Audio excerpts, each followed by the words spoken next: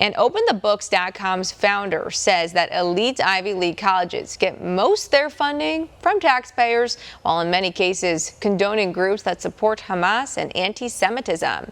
Here's One America's John Hines.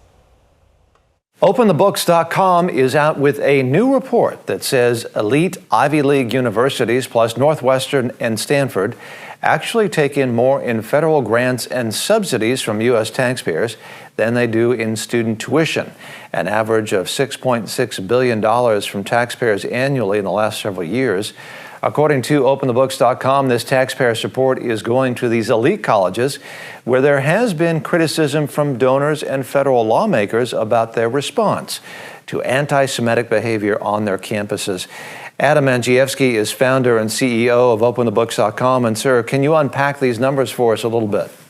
So it's been $45 billion at taxpayer expense that have flowed into just 10 of these elite universities, the Ivy League plus Stanford and Northwestern. And John, who knew that these elite universities were taxing you?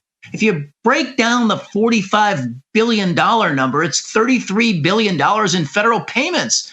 That's federal contracts and grants over the course of the last 5 years into these schools. And these are the latest and hottest numbers. And that federal contracting business, like you said, exceeds their education business. Federal contracts and grants at $33 billion exceeded the amount of money that these schools collected on undergraduate student tuition. And then you got $12 billion of capital gains tax that they didn't have to pay. They do have to pay 1.4% capital gains tax on the gain of their massive endowments, but that pales in comparison to the 20% that well-to-do Americans pay on capital gains. Also, who gets the profit on any of the intellectual property or these patents or things that come from the research grants that they get? Well, it's a good question. The universities profit off of that federal grant making. So grants are giveaways. They're subsidies. And when you invent something or create something after receiving a federal grant that never has to be paid back, you own that intellectual property and you can profit further from it. We have seen some demonstrations at some of these elite universities. Harvard, I think, is probably pretty notable. Columbia, Stanford, others. Which may be some people would say, are very anti-Semitic in nature. This is apropos of this war going on between Israel and Hamas. And some of these administrations have not been supportive, have not been calling out anti-Semitism. So taxpayers are subsidizing universities which appear to be in some ways condoning anti-Semitic behavior on their campuses. Is that what we're seeing?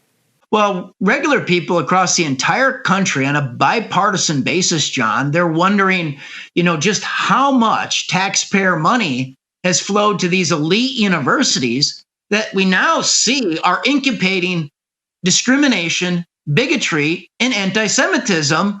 And also, it looks like they are not calling out the advocates of Hamas terrorism against our strongest ally, Israel. You're advocating or suggesting that Congress should maybe shine a light on some of this. And one of the people I think you've been reaching out to is a member of the House leadership. Her name is Elise Stefanik, also a graduate of an Ivy League university herself, right?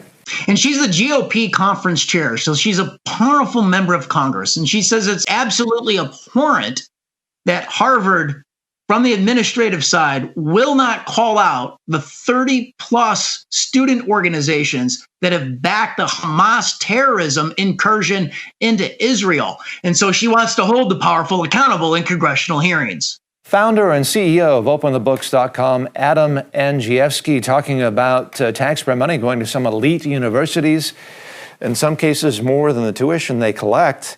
Andrzejewski, founder and CEO of OpenTheBooks.com, thank you for talking to us on One America News, sir.